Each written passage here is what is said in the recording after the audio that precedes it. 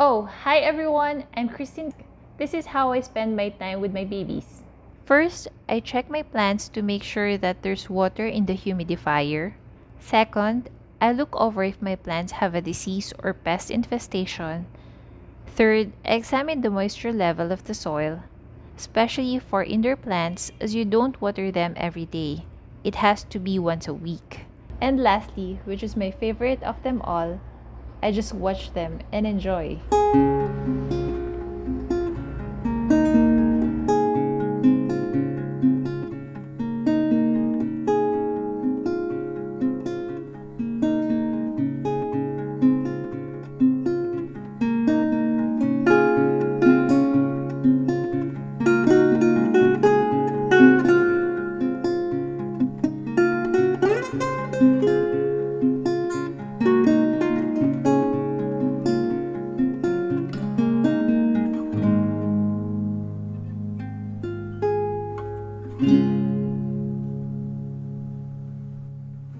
There were two factors that motivated me to start this hobby.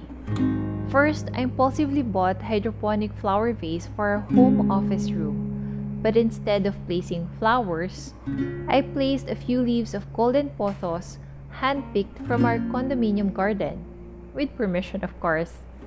Since then, it made our workspace more interesting, it added color, and it made our room a lot more attractive. It gave us a calming vibe to ease our stress and enhance our mood as well.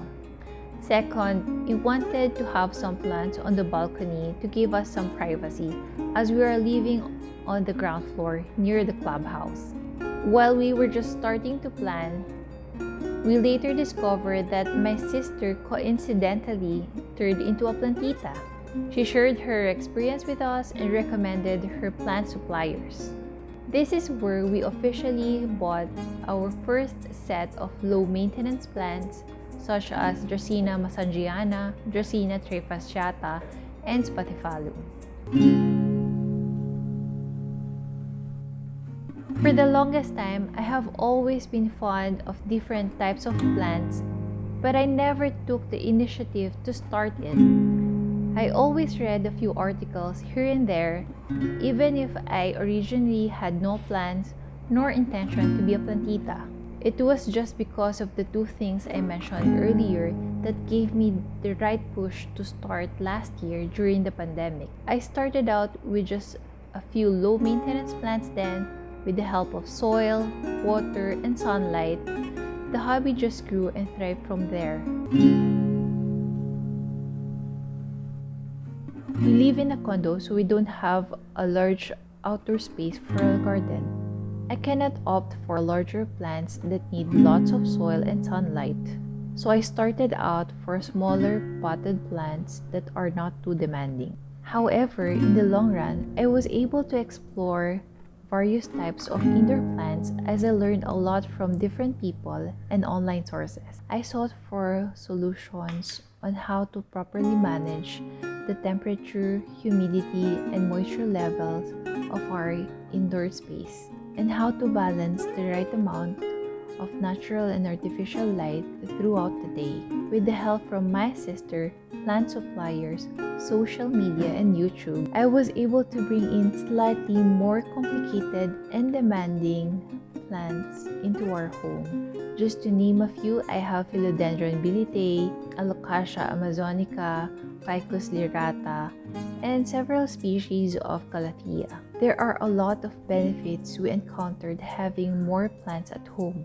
Because the oxygen level and air quality significantly improved with these natural air filters, we could think more clearly, felt less tired or drained, and experienced an elevated level of joy at home. The feeling of bringing in the outdoors also improved our productivity and mental well-being.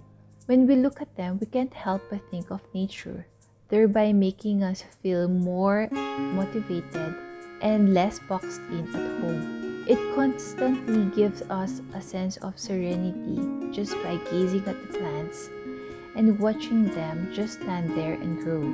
They are the sponge of the household, absorbing all the stress and replacing it with peace with their stillness.